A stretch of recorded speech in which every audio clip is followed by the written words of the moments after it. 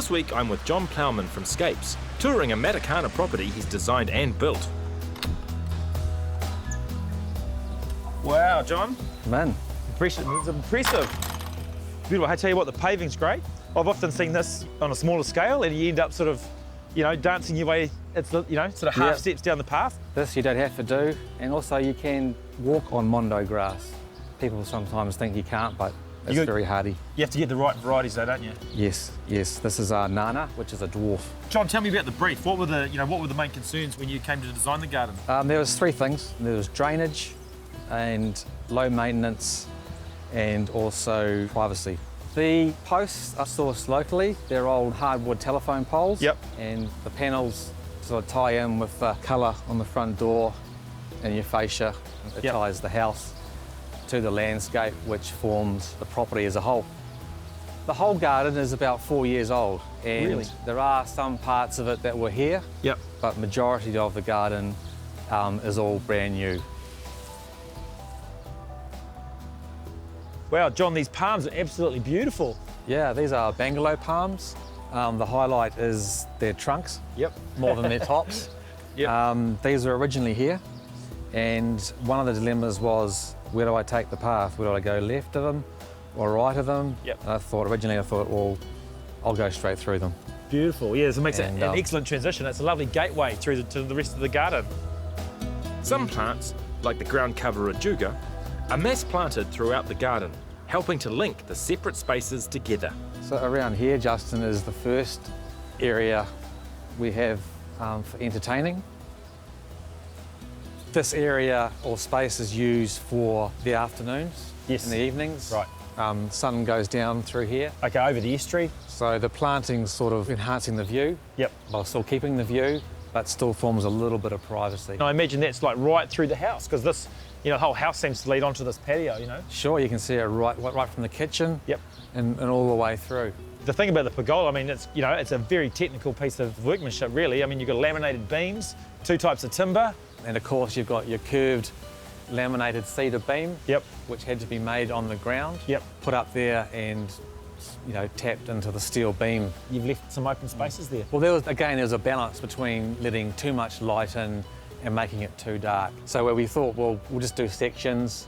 Also doing it this way, it gives you a nice shadow on the ground at certain times. You were saying also the drainage was a bit of an issue. I mean, pouring slabs on unstable ground, that can be technically quite challenging. Well, what we did here is the slabs here and all around the house are 150 mil thick, not 100.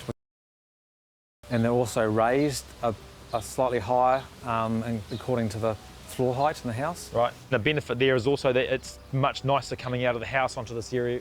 The transition from the outdoor, the indoor to the outdoor is not so much of a step.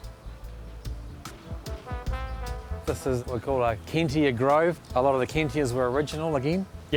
And just a case of implanting a few smaller ones. So that's actually making it feel a lot more natural. When you go into an environment where you see like a grove of trees, you've got all different sizes because you've got the pups coming through and that kind of thing. It's not uniform. So you get that layering effect, which is always important in most gardens. So the other thing is these mowing strips. I mean, these are massive. I mean, no holes barred. There's no like timber edging here. This is like really full on. These must be 250 thick. But they're beautiful. They really frame up this lawn. Yes, they do. And they're a continuation of the main areas, concrete areas in the place. They're beautifully formed and curved. That must have taken a bit of time as well. Yeah, a bit of time, a bit of hard work, a bit of hard yakka, but the proof's in the pudding, really. Far out. This is pretty expensive. Yeah, this is the on-song, I guess, of the garden. These are heady steps, and they come from Lord Howe Island, same as the Kentias. Probably my most favourite palm there is. Coming from Lord Howe Island, they can hack salt, wind, so they're very hardy, good form. There's 3 of these which we brought from Great Barrier Island in a boat, brought them up the estuary here and put them on a high ebb and brought them round and planted them. So how old are these palms? They would range between 25 and 20 years old. Far out, so they've been around a while. Yes, they're absolutely beautiful. Like you say, the form is really amazing. Yes, really lovely arcing foliage. And the other thing is, selecting a palm like this, you know, there's no damage on the foliage. You know, you haven't got all that sort of tearing foliage and that kind of thing? No, they're self-shedding, Yep. so the fronds don't just hang there all dead Yeah. and look terrible. To help solve the problem of poor drainage on the property, large drains were installed under the lawn and in other areas, and parts of the garden are raised to create water runoff. You've changed the geography quite a bit. The other garden beds are sort of a little bit flatter, and that you brought these big rocks in, and you've bunded all the garden beds. The reason for the mounding or bunding is to deal with drainage and also the privacy thing. So we get a bit of a height straight away, and then we plant on top of that. So you've gained that much already. Also, it's to do with the drainage for some of these plants that don't like wet feet. It's like the Marlborough rock lily and the poor knight's lily, Yep. which do not like any water or any extra water Yep.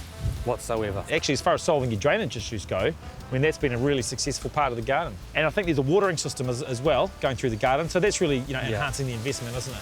Yeah, it is. And as you can see, there's some pretty nice plants around here. Yeah. And you don't want to lose them. Yeah, actually, that's the interesting thing is that, you know, I mean, I can see that all of these plants are what I'd consider low maintenance as well, Yeah. but they're all in really good condition. And I Yeah. think that's the difference, is keeping low maintenance plants in really good condition rather than just sort of putting them in, letting them go and having them just sort of hang in there and, you know, not die, Yeah. but, you know, not be at their best, and getting something looking at their best. You come out here and you're absolutely blown away by how beautiful Sure. the garden is. So yeah, I really designed the garden and around the whole property to be low maintenance, functionable and practical. Don't forget beautiful. Yeah, sure. That's And it will amazing. continue to be beautiful as well.